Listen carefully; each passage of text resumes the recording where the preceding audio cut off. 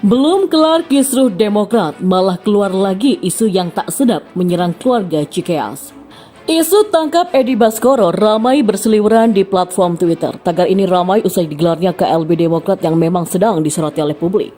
Nama Edi Baskoro Yudhoyono atau Ibas memang telah kerap disebut-sebut dalam sidang terdakwa kasus korupsi Anas Urbaningrum.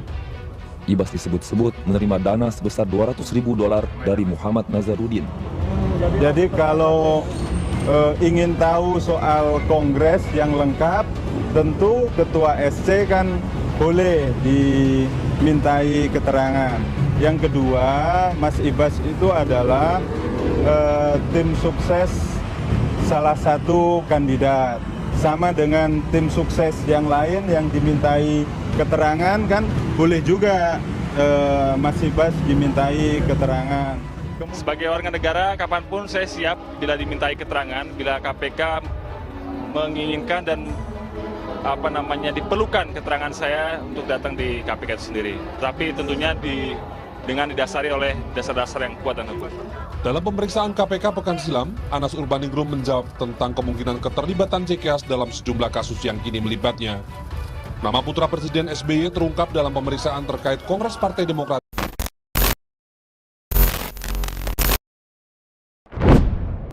Benar-benar apes. Ya, isu yang meledak menyita banyak perhatian pengguna Twitter karena isu ini menjadi trending topik.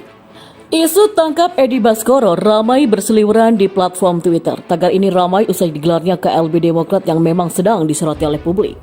Banyak warganet yang menuding bahwa Edi Baskoro terlibat kasus korupsi Hambalang dan EKTP. Seperti warganet dengan nama akun @Didi Azling yang mengunggah foto Ibas, panggilan akrab dari Edi Baskoro dengan tulisan, pada sekitar Maret 2013, Yulianis mengungkapkan bahwa Ibas dalam catatan pengeluaran perusahaan tercantum menerima $200.000 pada saat Kongres Partai Demokrat di Bandung 2010. Yulianis yang juga anak buah M. Nazarudin itu meyakini bahwa uang tersebut juga berasal dari penggarapan proyek perusahaan Permai Group. Tulisan dalam foto itu. Tak hanya itu, akun dengan nama @jeng_mia juga mengunggah foto yang bertuliskan segera usut kasus Ibas terkait EKTP dan Hambalang. Namun, tak sedikit juga yang mengatakan bahwa ini merupakan kerjaan dari buzzer.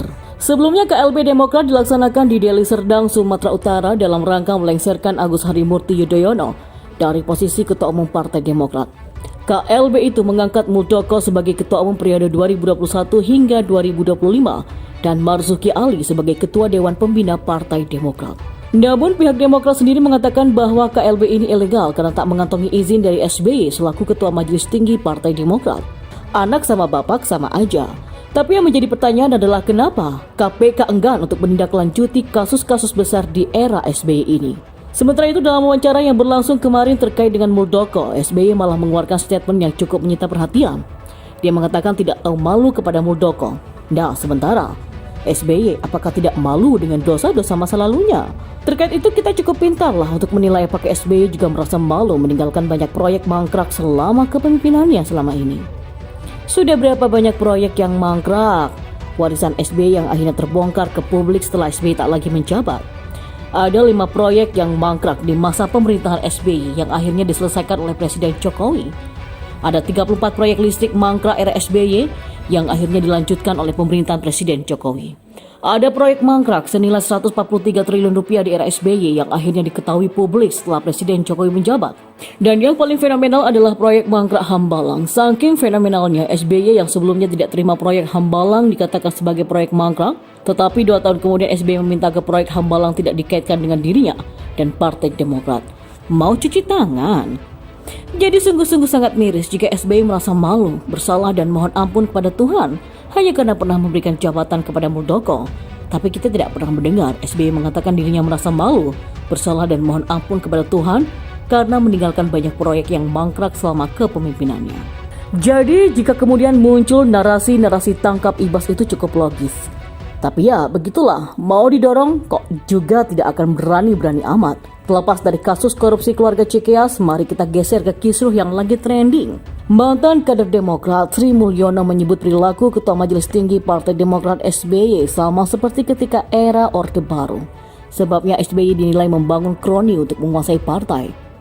Mulyono mengatakan sejak SBY menggantikan Anas Urbaningrum sebagai Ketua Umum Partai Demokrat, SBY mulai menyingkirkan kader-kader senior lalu menggantinya dengan orang-orang terdekatnya. Terakhir, kata Mulyono, terbukti SBY mengkondisikan anaknya Agus Harimurti Yudhoyono atau AHY terpilih secara aklamasi sebagai Ketua Umum Partai Demokrat. Oleh karena itulah dia menganggap kongres luar biasa di Deli Serdang, Sumatera Utara kemarin adalah legal. Sedangkan terkait apakah KLB tersebut sesuai dengan ADART partai, Mulyono enggan menjawab. Dia hanya menegaskan KLB yang berlangsung pada Jumat kemarin hanya mencontoh tindakan SBY saat menggulingkan kepemimpinan Anas Urbaningrum. Dia menyebutkan SBY juga menggelar KLB Partai Demokrat di Bali saat Anas terjerat kasus korupsi. Pada saat itu SBY meminta Marzuki Ali tak ikut mencalonkan diri sebagai Ketua Umum Partai Demokrat. Seandainya Pak SBY tidak mengacara itu, maka menurut saya tidak akan ada KLB. Tidak ada tindakan-tindakan ilegal-ilegal, tidak ada tindakan arogan.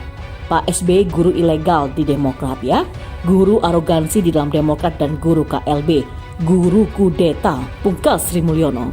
Seolah tak terima dengan berbagai isu miring yang menyerang SBY dan Ibas, loyalis Demokrat yang juga tersangka kasus dugaan korupsi pengadaan sarana dan prasarana proyek Hambalang ini pun menyindir Ketua Umum Partai Demokrat versi Kongres Luar Biasa Deli Serdang Muldoko, Andi Arief.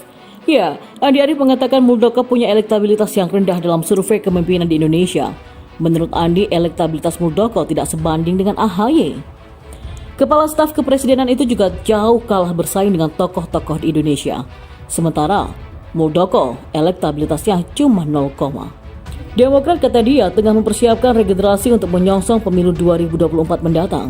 Di antara semua kader, kata Andi, hanya AHY yang dinilai layak menjadi tokoh partai berlambang Mercy itu. Dan di sisi lain, Andi mengaku tak paham alasan penunjukan Muldoko sebagai Ketua Umum di KLB Demokrat Deli Serdang. Menurutnya, mantan Panglima TNI itu bukan sosok yang tepat yang diajukan sebagai pemimpin Partai Demokrat. Terlebih Muldoko juga pernah gagal memimpin Partai Hanura. Ketika itu dia menjabat sebagai anggota Dewan Pembina hingga Wakil Ketua Umum Partai Hanura. Masa mau tiba-tiba menjadi Ketua Umum hanya karena dia punya kekuasaan dan uang, kata Andi Arief. Dalam pernyataannya tersebut, AHY juga menyinggung bahwa dia dan Muldoko sama-sama mantan prajurit TNI AD.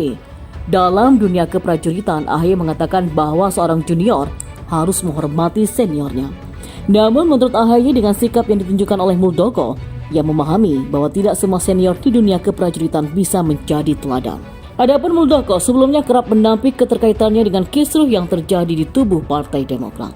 Apa-apaan SBY ini menyerukan perang hanya karena kisruh Demokrat yang semakin tak terkendali. Rakus dan serakah ternyata hasrat berkuasanya makin menjadi-jadi. Entah apa yang sedang SBY rencanakan. Semakin tua bukannya menjadi semakin menyejukkan, tapi malah sebaliknya. SBY menganalogikan perebutan Partai Demokrat ibarat peperangan. Perang yang kita lakukan adalah perang yang dibenarkan, sebuah war of necessity, sebuah justice war, perang untuk mendapatkan keadilan, kata SBY dalam konferensi pers pada Jumat malam kemarin. Ia menjelaskan bahwa mempertahankan kedaulatan dan kemandirian partai adalah perjuangan yang suci dan mulia. Selain itu, ia yakin Presiden Joko Widodo punya integritas dalam menyikapi yang disebut sebagai perebutan Partai Demokrat. Presiden ke-6 RI itu juga membongkar sejumlah hal dalam gelaran KLB Deli Serdang yang menurutnya tak memenuhi syarat dan ketentuan ADART Partai Demokrat. Karena itu pun dia pun menganggap KLB tersebut tidak sah dan ilegal. Lebih lanjut, menurut SBY, melalui KLB ini terlihat bahwa Muldoko benar melakukan kudeta Partai Demokrat. Sebelumnya Muldoko mengelak ketika namanya disebut dalam isu kudeta Partai Demokrat. SBY lupa kancah perpolitikan itu sangat dinamis. SBY jangan pernah bicara soal moral dan etika. Jangan juga bicara soal kesetiaan dan persahabatan, sebab hal tersebut bisa dibilang nyaris tidak ada dalam politik. Yang ada hanya soal kepentingan, jabatan, uang, periuk nasi. Sulit sekali mencari sosok yang bisa diteladani dalam dunia politik. Bisa dibilang mayoritas politisi sama saja, sama-sama ambisius mengejar jabatan.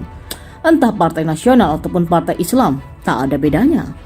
Saya bukan mendukung SBY dan AHY, saya juga gak pernah mencoblos Demokrat. Saya juga biasa saja dengan Muldoko, gak kagum juga. Kalau besok tahun 2024 Muldoko maju jadi capres, saya juga tidak akan memilihnya. Melihat kisruh yang terjadi pada Demokrat semakin mempertegas bahwa dunia politik memang sangat buram. Nilai-nilai etika, moral, loyalitas, kesetiaan, dan persahabatan nyaris tak ada. Yang ada hanya soal ambisi berebut kekuasaan. Baik SBY, AHY, kader Demokrat, Muldoko, dan KLB sama-sama tidak layak diteladani. Semua menjadi bukti betapa buramnya dunia politik di Indonesia. Mereka tidak layak untuk dibela, didukung, apalagi diteladani.